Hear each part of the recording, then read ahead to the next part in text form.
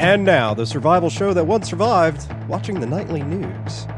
It's an ITH Summer Short, the first of summer 2016. And in this Summer Short episode, we discuss guns because, well, guns, and having a better argument than just saying guns. Howdy, and welcome to In the Rabbit Hole's Urban Survival Podcast. This is episode number 176. I'm your host, Aaron, and you are in the rabbit hole, safe and sound.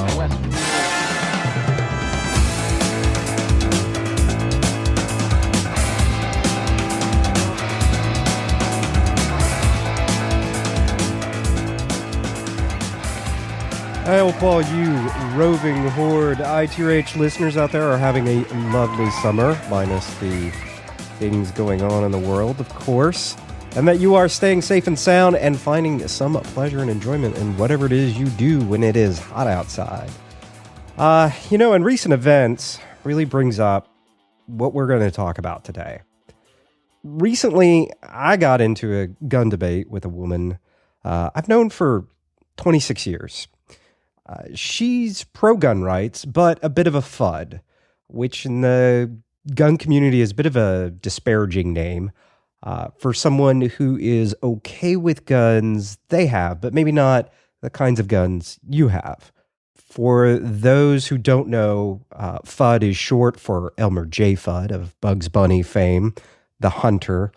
And it's usually somebody that's somewhere in the realm of thinking that somehow guns are only okay for hunting, but guns that are black are somehow more scary and more deadly, and well, we don't need that. We don't need more than 3 rounds in a gun and whatnot. So I know that's not most of the ITH listeners, but just for reference, that's kind of where we're starting today's discussion from.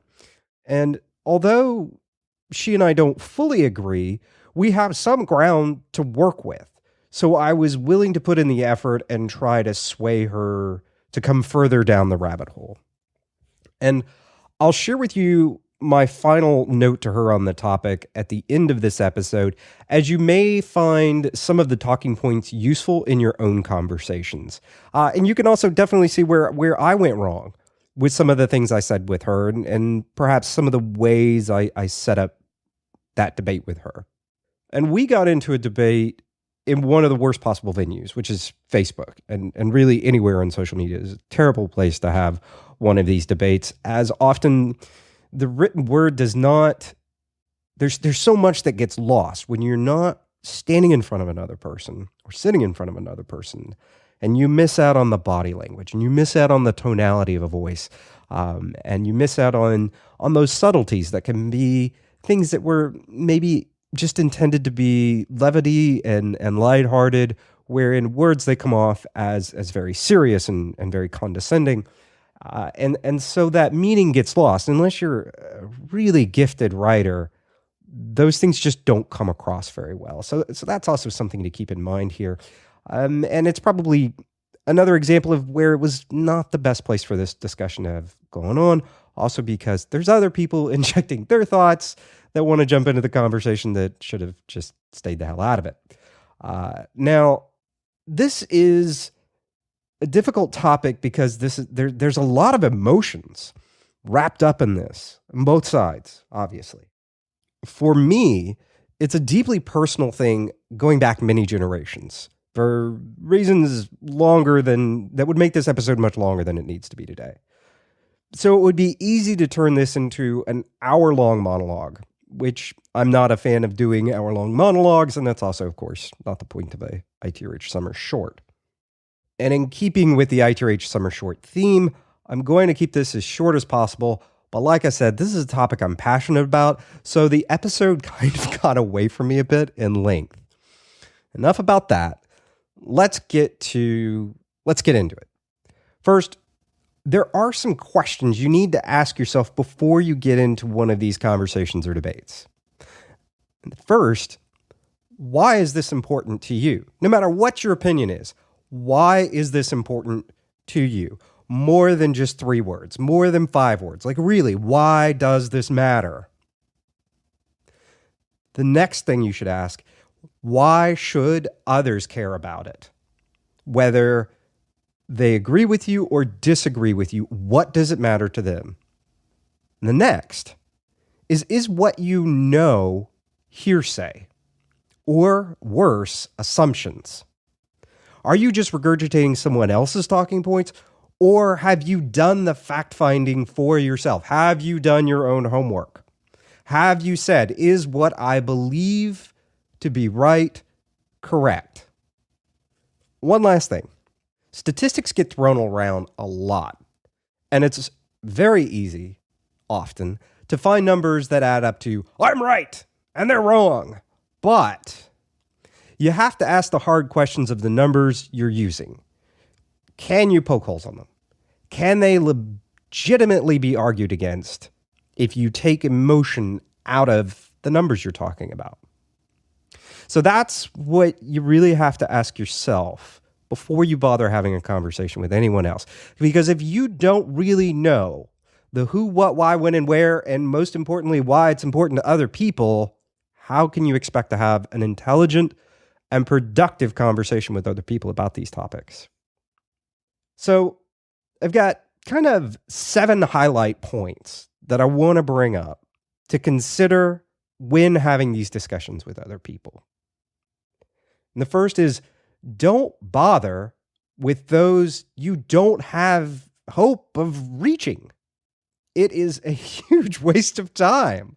Like, what value of is it to you? Because you know you're going to get into these conversations with these people and they don't care what you have to say and you don't care what they have to say. So couldn't your time be better spent somewhere else? Maybe, I don't know, spend time with family or friends, or having this same conversation with someone who you may actually reach. And there's a really great old expression. It's a cliche, and I think my dad said it to me one time when I got in trouble for a fist fight when I was a kid, teenager. You know, you can roll in the mud with pigs. The pig, they're going to have an amazing time. You're just going to get dirty. I'm probably butchering that, but there it is. Number 2, don't dogpile on people. And this does a few things. The first one is, if you got one person that says something that you disagree with, and 2 or more people just start jumping on that person, they feel attacked. This is important because if they feel attacked, all they're going to do is throw up walls. And you could have had somebody that was going to hear you out now is just like, well, you guys can all just go take a long walk off a short pier. I've had enough. Y'all are just ganging up on me. It's unnecessary. Let 2 people debate each other. If somebody's missing something somewhere, you can find a way to kind of slide them the answers you think they should be interjecting into that conversation, but just let it be 2 people. There's also the part of, if you don't know someone, what credibility do you have with them in that discussion?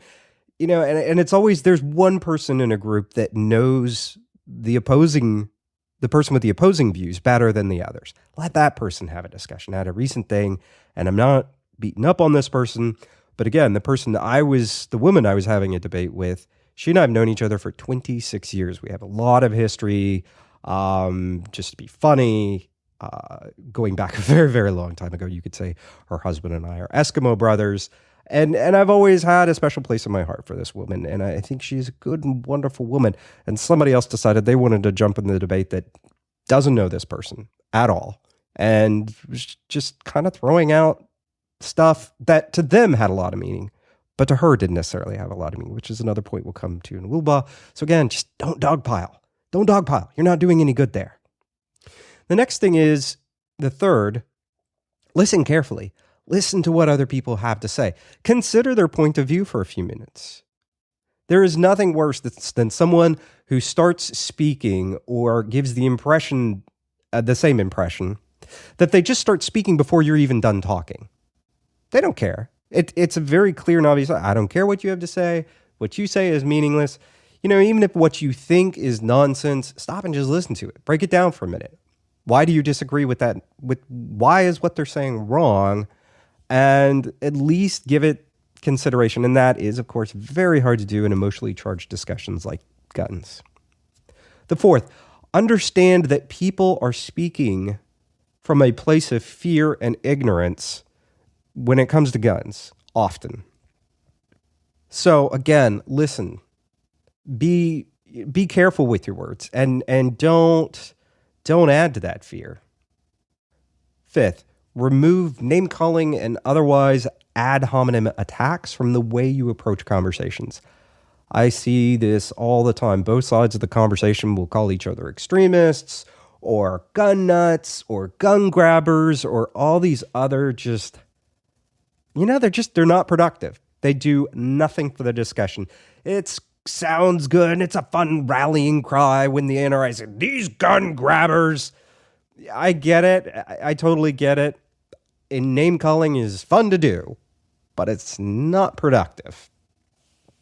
Sixth, have depth to your points and stay away from the because the second. Ask yourself again, why is this important? What can it mean to the other person, not you? Remember, you're wrapping a lot of knowledge into little bitty packages. The only people who really know what the hell you're talking about are the people who already agree with you. So have depth to what you're saying and have the patience to say it.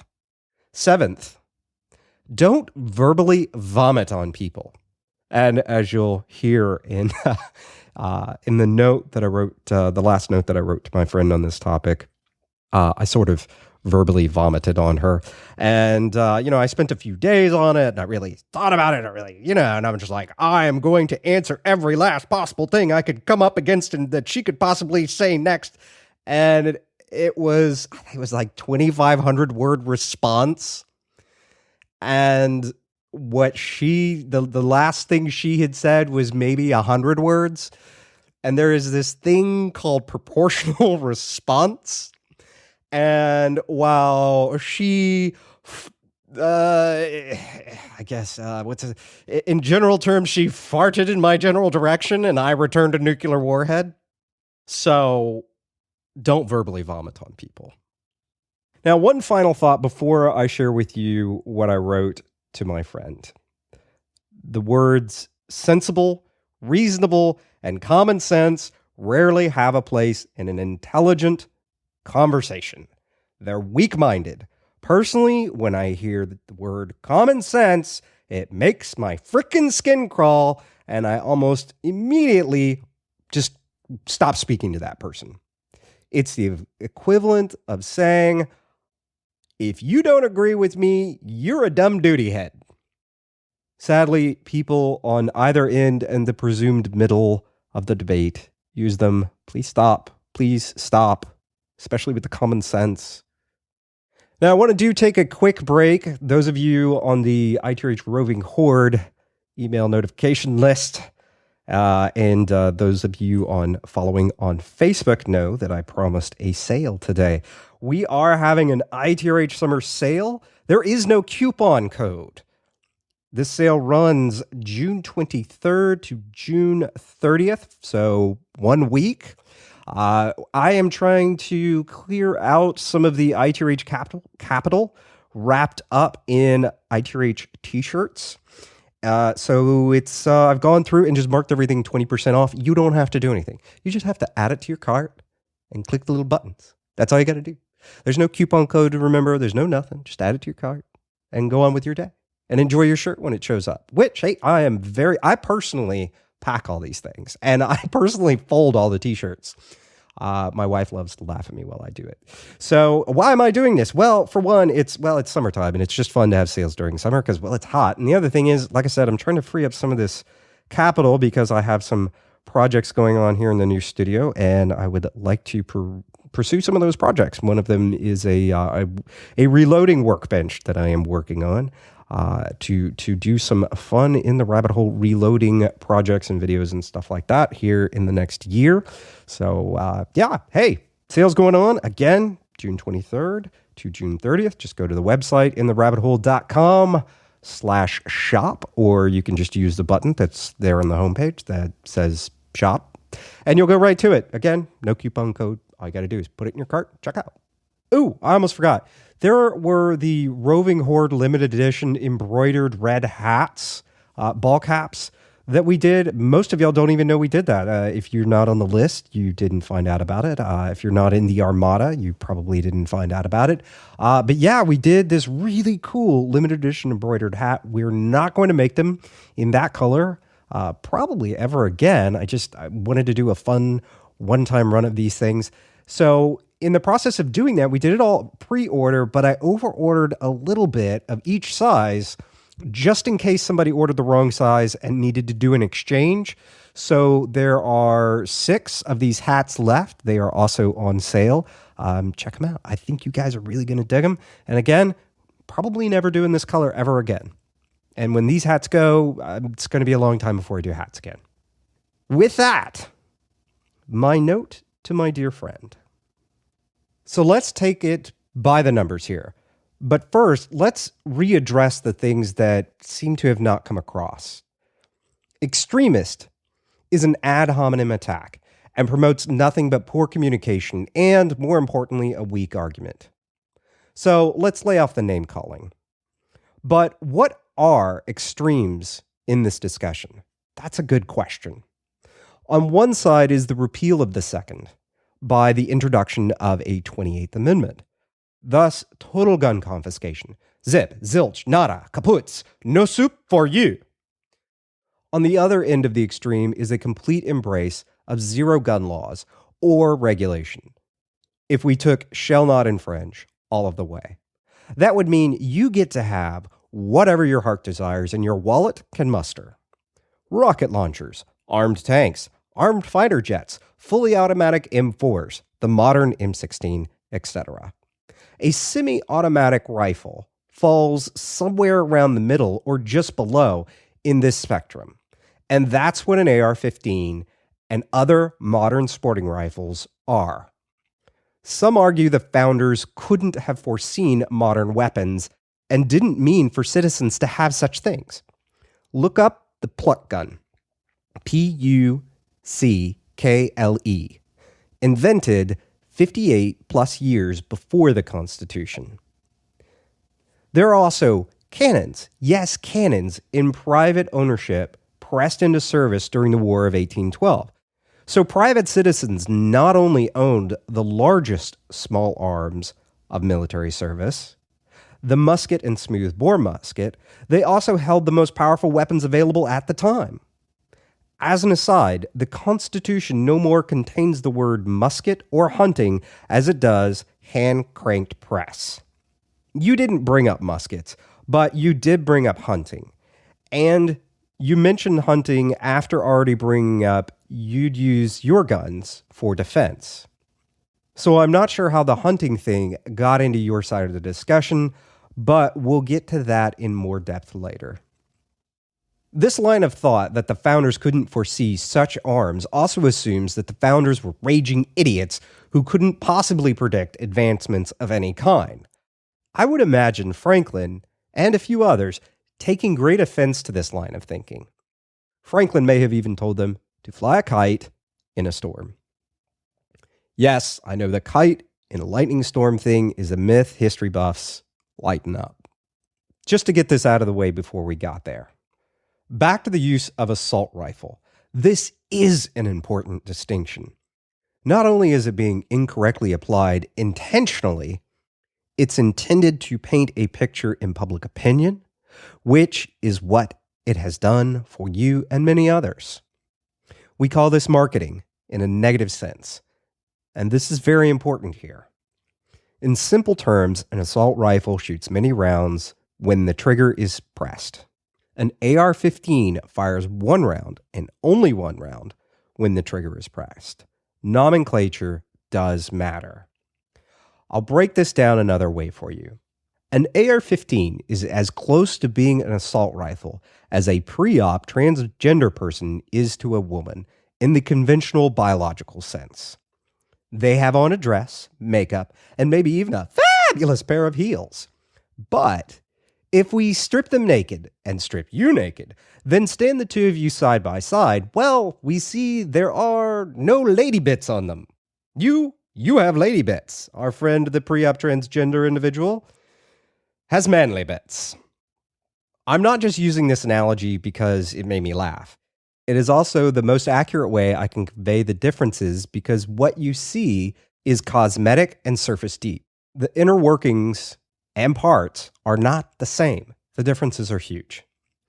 Being able to identify the difference accurately also has a considerable amount of meaning. Would you trust a mechanic to fix a Toyota Prius if he called it a Ford F-350 pickup truck? If you set up one of your husband's straight single friends with our pre-op transgender friend, would he ever forgive you? So can you trust people to have an intelligent, knowledgeable, and productive discussion about guns if they're making rather large mistakes, either accidentally or purposefully?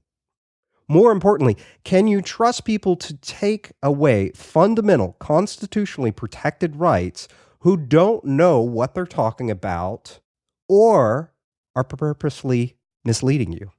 Now, about those cosmetic differences. The AR-15 is wearing a slinky black dress it borrowed from its second cousin, the M4. However, it's pre-op and still has a penis and no boobs.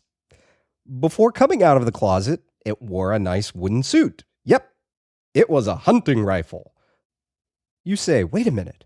Wait a cotton-picking minute. A hunting rifle? Yep, an AR-15 is functionally the same as a semi-automatic hunting rifle. It just has on a black dress. Here is a side-by-side comparison of a similar rifle, which is commonly dressed up both ways. Now, listeners, I put in a link here for her to look at a picture I put together for her. I will put that on the ITH website, along with basically this entire thing, except her name stripped out, which I'm doing while reading this for you. What you're looking at is referred to as a ranch rifle. It's a Ruger Mini 14. It's a semi-auto with a wood stock. Recently, they put a black dress on it in some models for people who think if it's black, it's tactical. Surprisingly, this did not make the gun a weapon of mass destruction or any more deadly. But an AR-15 has on those heels. I mean, a box magazine. Yep, so do some hunting rifles and plinking rifles, as you saw in the picture in that link. Most people prefer not to use a box mag on a semi-auto hunting rifle because it introduces potential accuracy inconsistencies. In a nutshell, the slamming around of the semi-auto bolt can damage the cartridge a bit and throw shots off by a small amount, which translate into large amounts downrange. But this is a longer and unrelated discussion. Why do some hunters use box magazines? Typically, this is for one of three main reasons. They're on horseback where reloading can be tricky. Number two, they're doing pest control on a ranch and reloading often is an annoyance. Three, they're hunting wild pigs in big groups, and this is also pest control. Eliminate as many as you can as fast as you can. Here, there's also a safety issue. Feral pigs are tough mothers. If one charges you, you will want every round available to you possible. Magazine capacity trips up the totally ignorant and the I'm a gun owner, but I don't shoot and train very much crowd. It's something else that sounds scary, but in reality, it means very little. With a minimal amount of practice, and I mean minimal, it makes no difference. The magazine capacity myth is best demonstrated. Here's a good one worth a watch. Listeners, again, this is another one where it's a link from YouTube. I'll put that in the show notes today. Back to reading. In full disclosure, but with no real bearing on our discussion, I think the guy in the video got caught with a hooker later and had to step down. Before you say it's not the same, the principles are the same. I can inform you from lots of firsthand experience. Someone could do as much damage with quality ammo and a handgun from your personal collection as the recent murderer did. Or for that matter, they could use a run-of-the-mill shotgun. I'll get to why the AR turns up in shootings a bit, at least my opinion anyway. Your statement about hunting brings up another point. Animals tend to have thicker skulls and hides than humans, so most hunters opt for something putting out more powerful rounds than the AR-15 uses. Yes, the .223 round an AR-15 uses is really not very powerful in the rifle world. Here is the .223 next to a .308 and a .30-06, arguably the two most popular hunting rounds these days. Again, this is a link, listeners. I'll put it in the show notes. But size inherently does not mean anything. So here's a comparison of the typical energy put out. .223 comes out at 1,281. .308 comes out at 2,648. .30-06 equals 2,872. The .30-06 hunters are so fond of will punch right through most police-issue body armor, like it's nothing. So it's armor-piercing and in just about every hunter's cabinet in the country. But some AR-15s use 5.56, you say. True. Some higher quality AR-15s are rated to use the slightly beefed up brother to the .223, the 5.56. It still only pushes out around 1,326. Meh. There is a caveat here which addresses hunters not using them. AR-15s are used for some hunting. In Texas, the deer aren't very big, so you can use an AR-15 with the right premium ammo. This is becoming more and more popular as more people are becoming familiar with the platform, and when it makes sense with what you're hunting in mind. They're also good for hunting and pest control of feral pigs and coyotes. The AR is also not a big gun, as you put it. It's sort of light and puts out a small round by comparison, as we discussed before. Why do some people prefer the AR-15, you may ask? There are a few common reasons for those that shoot often. The ergonomics make it comfortable to operate the rifle in most shooting positions. It's also relatively light, and these two things make it popular in many of the shooting sports, including three-gun competitions. 2, it's a bit like Legos of the gun world. You can get all kinds of parts to customize to your individual liking. A common reason people who don't shoot often like them is they look scary and feel like holding the real thing. And it is my opinion this is the same reason some mass shooters use them. Why would anyone want one of these for home defense, you may ask? There is no one-size-fits-all gun for everything. They are tools at their core. And like many tools, there is a right one for a job. Many may do okay, but one will excel. Shorter shotguns, 18 inches or less, are great for a lot of people. They live in a standard suburban size home. A pump action shotgun is very reliable. People on the other end know you mean business, and they're simple to operate under stress. But a shotgun that's good for home defense tends to have limited range. Many people are also under the misguided notion you don't have to aim them carefully. Not true. And they think buckshot won't go through walls. Also not true. Buckshot consists of 6 to 9 .38 caliber size balls. Interior walls don't stop buckshot very well. Handguns are okay. If you train a lot with them and it's what you're most comfortable with, they make sense to use. This is also true of AR-15s. If you train a lot with an AR and it's what you're most comfortable with, it makes sense. Then there are other instances. I have an unusually shaped house with large expanses. One of them is 25 yards in length. I also live on over an acre.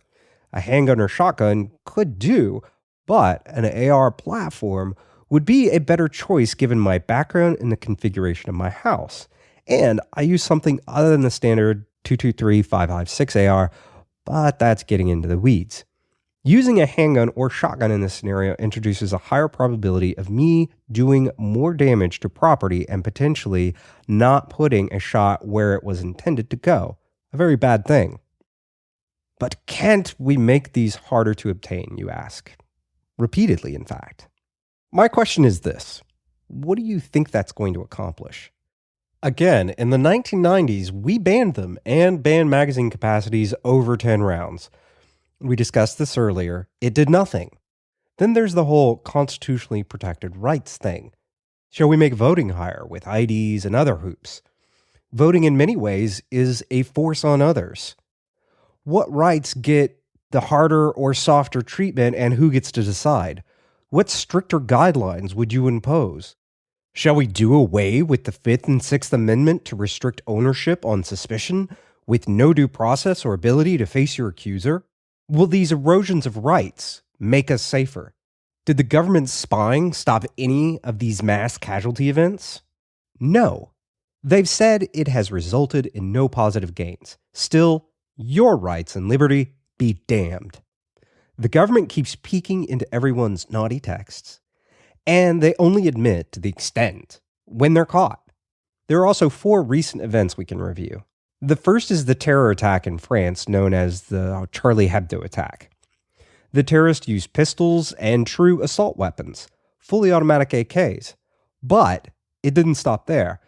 The terrorists are also reported as having an M42 rocket launcher, smoke grenades, hand grenades, dynamite, and maybe C4 explosives. They weren't using spitballs in the recent Paris attacks either. France is not exactly known for being a gun-loving country. In fact, they hate guns. No soup for you. Insert French accent here. France is considered to have some of the most restrictive gun laws and regulations in the world. There are some exemptions, but they are extremely limited and narrow. Next up, we have the recent Kenya Mall attack. Similar situation, similar laws. Then there are the Tsarnaev brothers and their homemade pressure cooker bomb. Our restrictions on bombs didn't stop them. You can't hit your local bomb mart and pick one up. The funny thing about most criminals, they don't care about your laws and restrictions. And we already have over 20,000 gun laws in this country. And we have background checks, providing the agencies fill all this shit out correctly. Now, bombs and chemicals. DEA, Drug Enforcement Agency. They watch some chemicals, but not those kinds of chemicals. That's more of the meth world. You're thinking of BATF, Bureau of Alcohol, Tobacco, and Firearms.